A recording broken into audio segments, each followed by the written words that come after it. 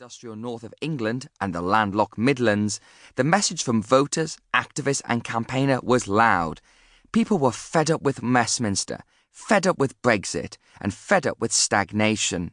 They wanted politics to go away.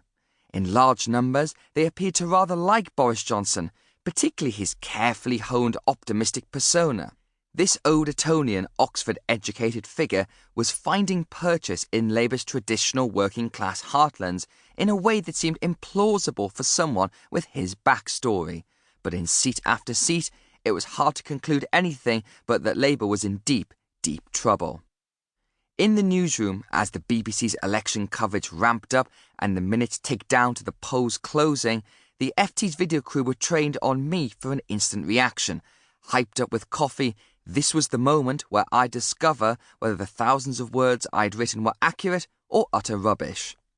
Anchorman Hugh Edwards declared at 10 p.m. Our exit poll suggests there will be a Conservative majority. My reaction was a little less studied. Oh my God, they've smashed it. And by it, I meant the Red Wall. Whole parts of England that have always supported the Labour Party since its arrival in national politics almost a century ago, until that night. Boris Johnson scored the Conservative Party's first decisive election victory since the 1980s and the days of Margaret Thatcher, thanks to parts of the UK that had never voted for his party before. Constituencies in England that were devoted to Labour for generations had shed their voting traditions to return the Prime Minister back to Downing Street with a mandate to conclude Brexit and reshape the country in his image. It was the most potent and transformative election outcome since 1979. Westminster was agog, but had they paid more attention to voters, they would have realised those who felt disenfranchised were finding their disruptive voice again, just as they had in the 2016 referendum and again in the 2017 election. Their anger did not suddenly erupt. The groundwork had been laid by Theresa May 2 years previously, but it was chiefly the culmination of years and decades of neglect by successive governments and politicians.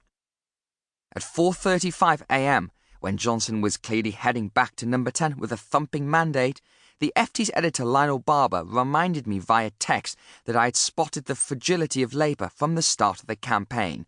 You called the Red Wall. But no one had predicted the sheer scale of Labour's collapse. The party had suffered its worst election result since 1935. Maybe it was Brexit, maybe it was Jeremy Corbyn, or maybe it was something deeper. There was more to this story, and the only way to find out was to hit the road, returning to Labour's former heartlands to find out why so much of the country had decisively broken with the party, and where better to start than the town I still call home, Gateshead. As well as travelling the country to better understand the people and places that voted Tory for the first time, I wanted to speak to the key political players about the big questions. Boris Johnson and his personal connection to working-class voters. Keir Starmer's enormous challenges in reshaping Labour. Tony Blair on why his new Labour project succeeded and failed. Nigel Farage on how he personally reshaped British politics. And Michael Gove's views on the future of conservatism.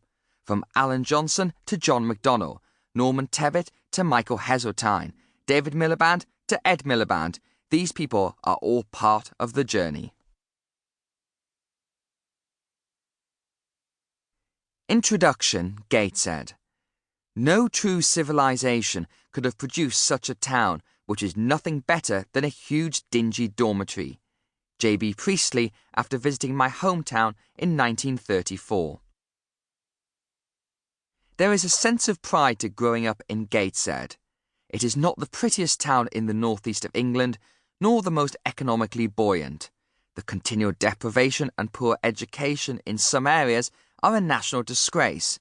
But there is a sensitivity about people in other parts of the region peering down at us, never mind the rest of the country.